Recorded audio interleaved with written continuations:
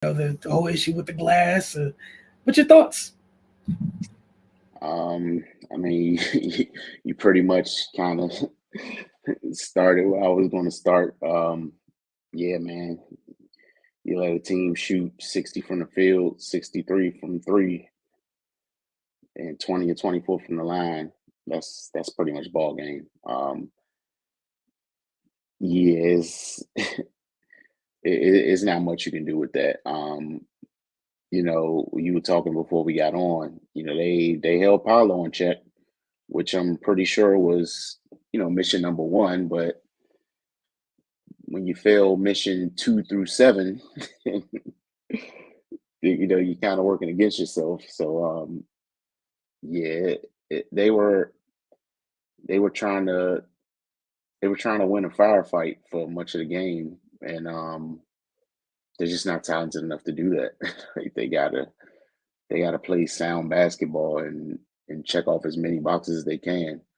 Some teams can get away with that. They have the horses to kind of nullify some mistakes. We always talk about the slim margin of error for this team, and it's very slim, and and they weren't able to overcome it tonight.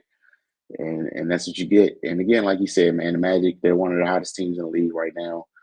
You know, they're surging, and they're not even whole. But at the same time, you got to come in and you gotta fight. And just didn't see it tonight. Uh, yeah, man. Denny played well.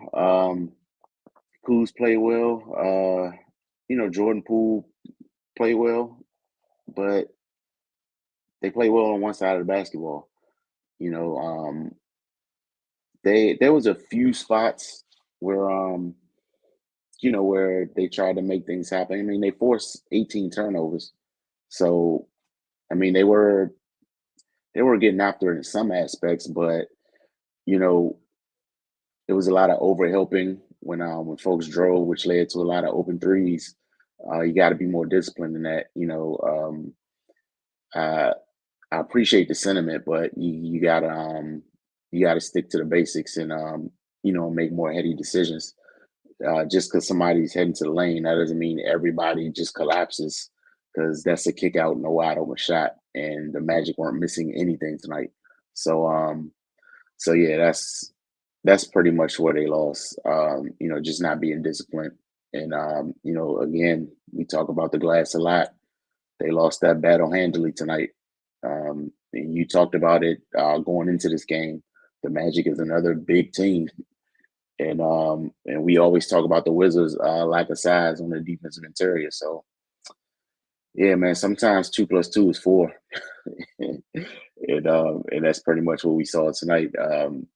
Hopefully, Denny's okay. We saw the injury, and he didn't return. So and that sucks because he was playing really well, and him going out kind of coincided with things like really falling off the rails for them. Given how he was playing and attacking. So yeah, hopefully it's nothing serious. We'll see him back on Friday, but yeah, man, they just got overwhelmed by a much better team tonight. Sometimes it's as simple as that. Yeah, and you talk about boxes to check off. Like, just for example, their bench gave them 44 points tonight. That's a good night for most benches.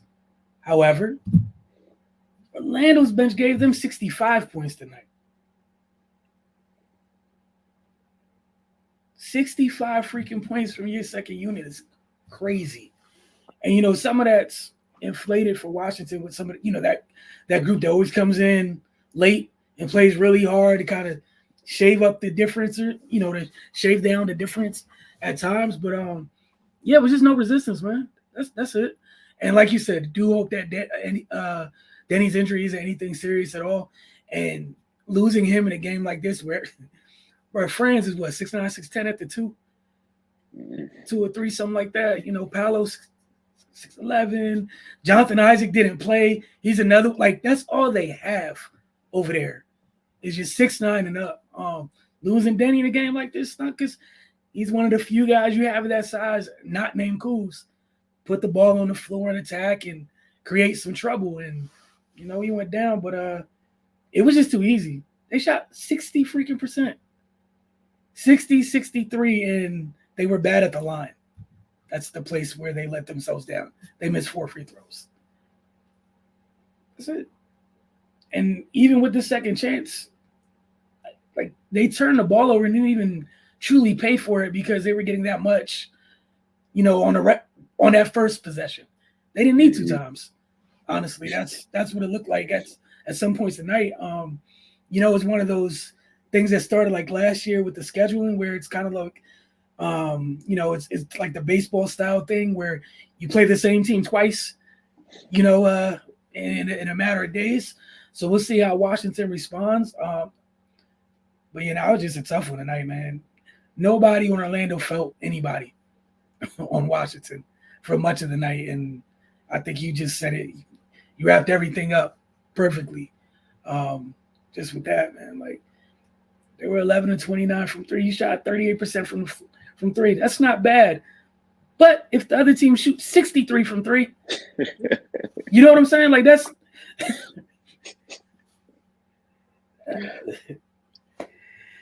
oh man, like, yeah, that's tough. Look, man, my favorite part of the show. We have to put this up on the screen. Could we just say 1, 2, 3 friends? Is that fine? Perfect. Okay. Here, some room you have to wiggle, some wiggle room, if you will. X Factor. Sheesh, take your pick, man. I'm gonna go Cole Anthony. Um, yeah, he was just like super aggressive, and that made that allowed Orlando to just kind of keep out in front by a comfortable margin. Like I remember one play he got in, went to the hole, missed the layup, and he basically like fell out of bounds, but he was able to get back in, get his own offensive rebound, and put it back. At that point, I was like, yeah, man, it's truly a wrap at this point. I think it was maybe mid third quarter. The Wizards were trying to keep pace, but yeah, at that point, Orlando was just looking to get this thing over with. So see, I'm gonna go with Cole. Yeah, I'm agree wholeheartedly. He came into this season, he's really stepped up off the bench in terms of being a little bit more consistent. Came into this game averaging 15 points, 4 rebounds, almost 4 assists, right? Tonight, 25.6 rebounds, 5 assists, and 2 blocks. Also, 9 and 16 from the floor, 3 and 5 from deep. So he not only matched his output, his typical output, like he surpassed it. And even just in different spots, you're talking about that. I remember that moment you talked about in the third. It just felt like at random times he was the guy. If Washington got something going, he was the guy answering it. Mm-hmm. At times, if Franz wasn't in, here comes Cole. Just sometimes, honestly, how many times he get to the line tonight? 5 times. Just at times, just getting downhill, which Orlando's guards seem to do at will this evening. Just over and over and over. But again, we're going to get to some of you guys' comments. 139, 120, 8 in a row for Orlando. And they get Washington gets another crack at Orlando in the same building on Friday. All right, let's get to these comments. Second, keep the score on the screen. Not that you guys care about the score once you guys get to your comments. PXPX said, failures in defense, or rather no defense. Wagner did everything he wanted easily without any resistance. The only bright spot is an excellent game by Denny. It's pretty self-explanatory. Like we said, 60% from the field, 63% from 3. That's those shoot-around numbers. You're not going to beat anybody if you allow them to be that efficient. 63 from 3 is what I'm stuck on. I'm not getting past that. Like even what was it, Caleb who stand late in the game? Knocking them corner threes down. Contested at times, man. But again, when you let folks get in a rhythm, professional basketball players, man, they're not going to just get jarred out of rhythm without any type of force. Area 11C, of course, the only bright spot tonight gets hurt. Hopefully he's okay. Franz was just on one tonight. Yeah, Franz realized quite early no one was going to offer any resistance, and Franz just kept going. Like Ray said, they got to Paolo, and then 2 through 7, the world is yours, Jalen Suggs, Cole Anthony, and company, apparently. Michael Kirksey never wanted to shy away from words. Followed that up with what's new. Area 11 sees that Denny's efficiency has been crazy at times this year. He can still get better, which is scary. Yeah, Denny's been pretty solid this year, man. We're not seeing like the last couple of years. The main thing is just being him being in his own way. Haven't really seen that a lot this year. He's kind of just been playing. I think Cardell pointed out a little early in the season that it's a little easier to be free when you got that financial situation squared away. So so yeah, I'm sure he's he's just playing a little more loose this season. For sure. And shout out to him for getting that security, and then like the team's getting an immediate return on it versus getting that security and the team not getting a return on it. Like he's been everything people have been waiting for a while. Like the things people want him to do consistently, he's done that this year thus far since getting paid. And shout out to him. Hopefully we continue to get to see him grow. We can trade for Suggs, and I know we don't have great trade pieces.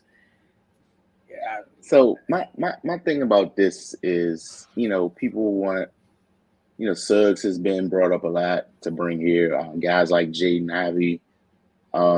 The thing about that is they're going to be asked here to do way more than they're doing on their current team.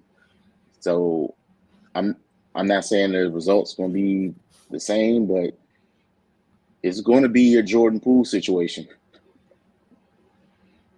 Like that's trading for those type of guys aren't going to save this team. Like no disrespect to Suggs or Avi or whoever else has been brought up, but they don't move the needle in a way that the Wizards need a player to move the needle. If you're going to be talking about bringing somebody in, I like Suggs. I like Suggs a lot. I liked him when he was coming out of college, but yeah, this team needs more than that. I'll just leave it there. And to your point, and shout out to Suggs for the job he's done this year, and especially since Markelle went down, but he's playing right now because Markelle went down. You know what I'm saying? Like, it's not a knock on him, just being honest. Like, and keep that in mind. Markelle's in and out the lineup due to injuries. However, whenever he gets back, his job is his job, and this is not an indictment on Suggs or Cole, but every time he comes back, like there's one point guard on that team until they just drafted Anthony Black. You know what I'm saying? Like there's one floor general. That's it. And even Anthony Black has the luxury of having some size where he could play off ball. So it's a little bit easier for him to get some minutes. The rest of those guys, they're smaller than Kel. Suggs about the same size, but you know what I'm saying? That was a great point you brought up. Like, they would be asked to do a tad bit more. Like, we're seeing them in a specific role. Like, even with Jaden Ivey, like, no matter what you do over there, that's Cade's show. Like, I'm sure they would love you to be able to, where it could be either or, but that's not what that is right now. Like, right now it's Cade. And there's nothing wrong with that. Cole for X Factor. We agreed as well. Had Jalen Suggs for X Factor, which I cannot argue. Yeah, a few guys had a case. So there were no wrong answers if you picked the Orlando Magic player for an X Factor, for the most part. Unless you said Paolo, then could have picked Paolo. Could have picked Mo Wagner. He was productive. Former Wizard Mo. Like, you had a lot of wiggle room there. Or Suggs, yes. We need to take some notes on Orlando's rebuild. But they just been bad. Like, I don't even know if I want to give them credit for what they accidentally did. Like, they just been bad. And then you have Philly tweaking and just shit Markel to them for just cause like they just get bad. And then you get Paolo.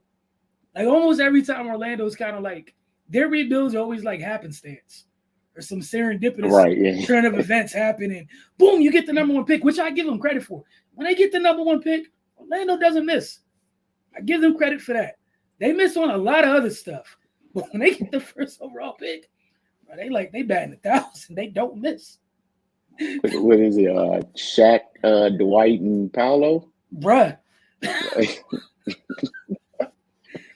They do a lot of stuff where you're like, I get why you're Orlando. However, I got to give them credit. When they get the first overall pick, they knocked that thing out the park.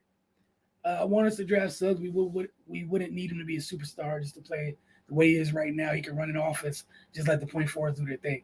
Yeah, that's the only thing I don't know. I don't know if he can run an offense because, like, ideally for me, the only people in Orlando that can initiate the offense that are guards, Kel. And maybe I low-key trust Anthony Black to do that more than I trust Suggs and Cole. Like, I think that's the issue with Suggs and Cole. Like, they're weird size combo guards. Where Kel and Anthony Black are just weird size point guards.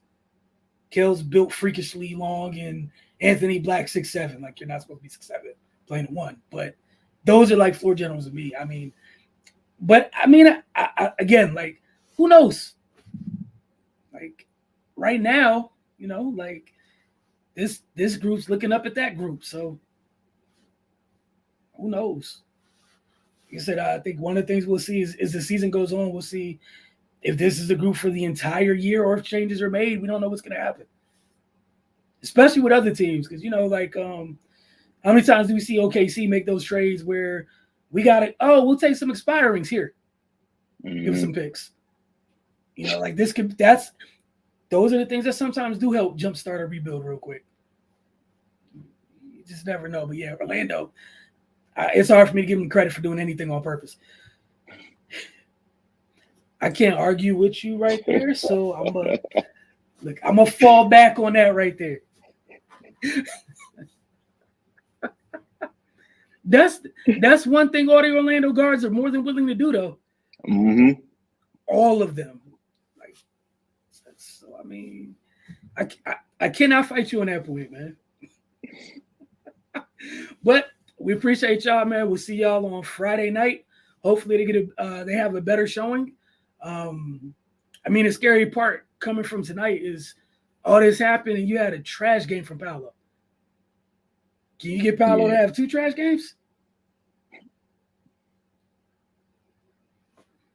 Are you going to be able to turn Franz's water off while keeping Paolo under? Again, going back to that end of the floor that we keep talking about, it matters. But y'all have a great one. Ray, you have anything else you want to add? No, I'm good, man. All right, we'll see y'all on